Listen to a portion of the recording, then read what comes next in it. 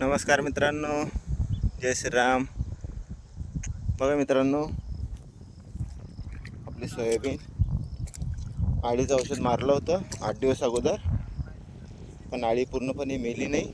हे बघा, अशी बुरशी वगैरे लागत होती. मग आज परत फवारणी घेतली. हे बघा, आज लिक्विडमध्ये आणलं होतं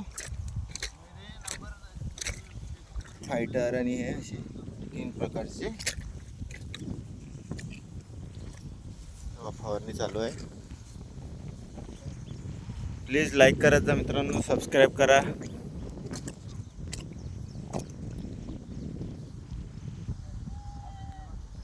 हे बघा, अशी आळी पडली होती. थोडं औषध बरोबर नव्हतं, फवारणी द्यायला पाहिजे ना, तर हे माराच काम पडलं नसतं आता. पण चला, शेतकरी आहे, शेतकऱ्याला काय खर्च नवीन नाही आहे, करावाच लागतो.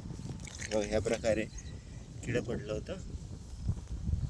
पहिले फवारणी केली आपण 8 दिवस अगोदर. आता हे जर औषध पहिले मारलं असतं तर परत फवारणीचं काम पडलं नसतं.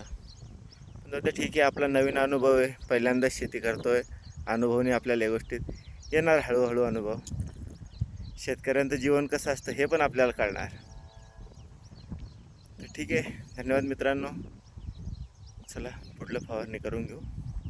धन्यवाद. चॅनलला सबस्क्राईब करा मित्रांनो आणि लाईक करायचा. थँक्यू.